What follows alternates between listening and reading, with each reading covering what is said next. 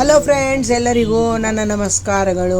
ಈ ದಿನ ನಾನು ರವೆ ರೊಟ್ಟಿ, ಈ ತರಹ ಕೆಂಪು ರೊಟ್ಟಿಯನ್ನು ನೀವು ಯಾವಾಗಾದರೂ ತಿಂದಿದ್ದೀರಾ? ಯಾರಾದರೂ ತಿಂದಿದ್ರೆ ಈ ತರಹ ಕೆಂಪು ರೊಟ್ಟಿ, ರವೆ ಚಿರೋಟಿ ರವೆಯಿಂದ ಮಾಡಿರುವಂಥ ಕೆಂಪು ರೊಟ್ಟಿ ಯಾರಾದರೂ ತಿಂದಿದ್ರೆ ಕಮೆಂಟ್ ಮಾಡಿ.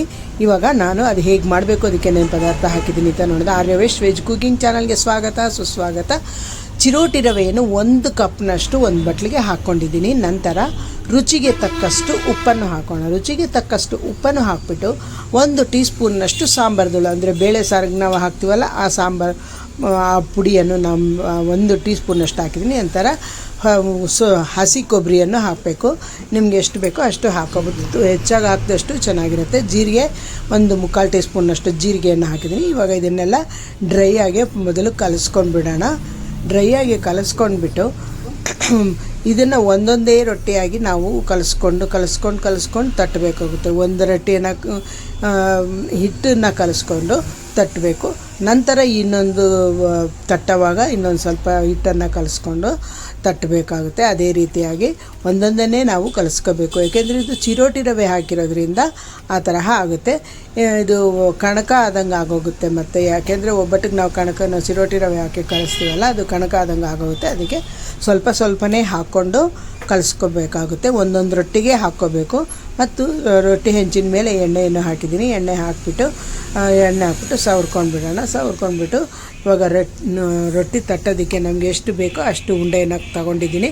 ಇವಾಗ ತೆಳ್ಳಗೆ ತಟ್ಕೊಂಡ್ರೆ ಗರಿಗರಿಯಾಗಿ ತುಂಬಾ ಚೆನ್ನಾಗಿರುತ್ತೆ. ಇದು ಗರಿಗರಿಯಾಗಿ ತಿಂದರೆ ತುಂಬಾ ಟೇಸ್ಟಿಯಾಗಿರುತ್ತೆ. ನಿಮಗೆ ತುಂಬಾ ಟೇಸ್ಟಿಯಾಗಿರುತ್ತೆ. ಅಂದರೆ ನೀವು ಯಾವತ್ತೂ ಆ ತರಹ ತಿಂದಿರಲ್ಲ, ಆ ತರಹ ಟೇಸ್ಟಿ ಬರುತ್ತೆ. ಇದು ಗರಿಗರಿಯಾಗಿರಬೇಕು, ತೆಳ್ಳಗಿದ್ದು ಗರಿಗರಿಯಾಗಿದ್ದರೆ ತುಂಬಾ ಚೆನ್ನಾಗಿರುತ್ತೆ.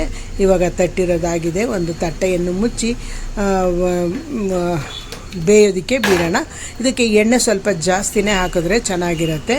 ಇವಾಗ ತಟ್ಟಿರೋದಾಗಿದೆ. ಒಂದು ಪ್ಲೇಟ್ ಮುಚ್ಚಿಬಿಟ್ಟು ಬೇಯೋದಕ್ಕೆ ಬಿಡೋಣ. ಇವಾಗ ನೋಡಿ, ಈ ತರಹ ಬೆಂದಿದೆ. ಇನ್ನೂ ಸ್ವಲ್ಪ ಕೆಂಪಗೆ ಬೇಯೋವರೆಗೂ ಬಿಡೋಣ.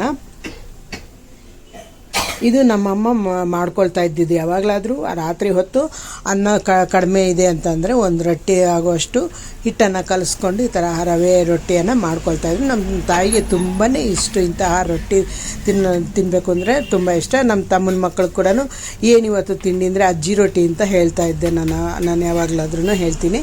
ಅದರಿಂದ ನಮ್ಮ ಅಮ್ಮನೇ ಮಾಡ್ಕೊಳ್ತಾ ಇದ್ದಿದ್ದಂತಹ ರೊಟ್ಟಿಯನ್ನು ನೀವು ಯಾವಾಗಾದರೂ ತಿಂದಿದ್ರೆ ಈ ತರಹ ರೊಟ್ಟಿಯನ್ನು ಕಮೆಂಟ್ ಬಾಕ್ಸ್ನಲ್ಲಿ ಹಾಕಿ. ಮತ್ತು ಈ ರೊಟ್ಟಿಗೆ ತುಪ್ಪವನ್ನು ನಂಚ್ಕೊಂಡು ತಿಂದರೆ ಚೆನ್ನಾಗಿರುತ್ತೆ. ಬೇಕಿದ್ದವರು ಚಟ್ನಿಯನ್ನು ಕೂಡ ನಂಚ್ಕೋಬೋದು. ನಾನು ಚಟ್ನಿಯನ್ನು ಮಾಡಿಲ್ಲ, ಖಾರ ಇರೋದ್ರಿಂದ ಇದೇ ಸಾಕು ಅಂತ ನಾನು ಸುಮ್ಮನೆ ಇದ್ದೀನಿ. ತುಪ್ಪ ಸುಡುವಾಗ ಕೂಡ ತುಪ್ಪ ಹಾಕ್ಕೊಂಡು ರೊಟ್ಟಿಗೆ ತುಪ್ಪ ನಂಚ್ಕೊಳ್ಬೇಕಿದ್ರು ತಿನ್ಬೋದು. ಇಲ್ಲ ರೊಟ್ಟಿ ಸುಡೋವಾಗೆ ತುಪ್ಪ ಹಾಕಿದ್ರೆ ಇನ್ನೂ ತುಂಬಾ ಟೇಸ್ಟಿಯಾಗಿರುತ್ತೆ. ನಾನಿವಾಗ ನಂಚ್ಕೊಳ್ಳೋದಕ್ಕೆ ಮಾತ್ರ ತೋರಿಸಿದ್ದೀನಿ. ಸುಡೋವಾಗ ಮಾಡೋದನ್ನು ನೀವು ಮಾಡ್ಕೊಂಡು ತಿನ್ಬೋದು. ತುಂಬಾ ಟೇಸ್ಟಿಯಾಗಿ ಚೆನ್ನಾಗಿರುತ್ತೆ. ಈ ವಿಡಿಯೋ ನಿಮಗೆ ಇಷ್ಟ ಆದಲ್ಲಿ ಲೈಕ್ ಮಾಡಿ, ಶೇರ್ ಮಾಡಿ, ಕಮೆಂಟ್ ಮಾಡಿ. ವಿಡಿಯೋ ನೋಡೋದಕ್ಕಾಗಿ ತುಂಬ ಧನ್ಯವಾದಗಳು. ನನ್ನ ಆರ್ಯವೇಶ ವೆಜ್ ಕುಕಿಂಗ್ ಚಾನಲ್ಗೆ ಸಬ್ಸ್ಕ್ರೈಬ್ ಮಾಡ್ಕೊಳ್ಳಿ ಅಂತ ಹೇಳ್ತಾ ಈ ವಿಡಿಯೋವನ್ನು ಇಲ್ಲಿಗೆ ಮುಗಿಸ್ತಾ ಇದ್ದೀನಿ. ಮುಂದಿನ ವಿಡಿಯೋದಲ್ಲಿ ಭೇಟಿಯಾಗೋಣ. ಈ ವಿಡಿಯೋ ನೋಡೋದಕ್ಕಾಗಿ ತುಂಬ ಧನ್ಯವಾದಗಳು.